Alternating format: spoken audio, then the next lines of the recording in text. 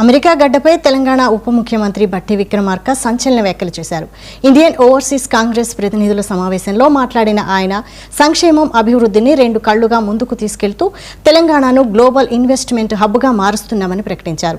Telangana rising 2047 విజన్తో Bharat future సిటీని ఏర్పాటు చేసి రాష్ట్రాన్ని ఏకంగా $3 ట్రిలియన్ ఆర్థిక వ్యవస్థగా మార్చడమే తమ ప్రభుత్వ లక్ష్యమని స్పష్టం చేశారు. దేశంలోనే తొలిసారిగా 27 లక్షల మంది సర్కారీ బడి పిల్లలకు మార్నింగ్ బ్రేక్ఫాస్ట్ అందిస్తున్నామన్నారు. అంతేకాదు ప్రభుత్వ భూముల ఆక్రమణదారుల గుండెల్లో నిద్రపోతున్న హైడ్రా వ్యవస్థ గురించి ప్రస్తావించిన బట్టి స్వరాష్ట్ర పునర్నిర్మాణంలో భాగస్వాములు కావాలని, తెలంగాణలో భారీగా పెట్టుబడులు పెట్టాలని ఎన్ఆర్ఐ పారిశ్రామికవేత్తలకు పిలుపునిచ్చారు.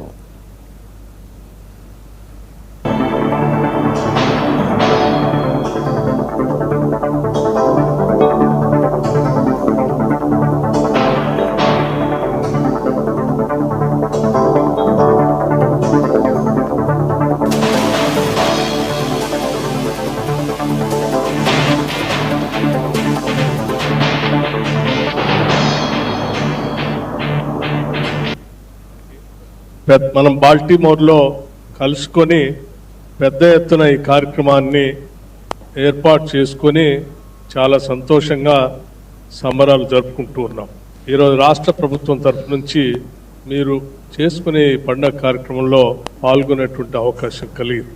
మిత్రులు, మీ అందరికీ ముందుగా నా హృదయపూర్వకమైనటువంటి అభినందనలు తెలియజేస్తా ఉన్నాను. ముఖ్యంగా తెలంగాణ రాష్ట్రం నుంచి ఇక్కడ విచ్చేసినటువంటి మిత్రులందరికీ కూడా కొన్ని విషయాలు ప్రత్యేకంగా మీ దృష్టికి తేవాలనేటువంటి మనం బాల్టిమోర్లో కలుసుకొని పెద్ద ఎత్తున ఈ కార్యక్రమాన్ని ఏర్పాటు చేసుకొని చాలా సంతోషంగా సంబరాలు జరుపుకుంటూ ఉన్నాం.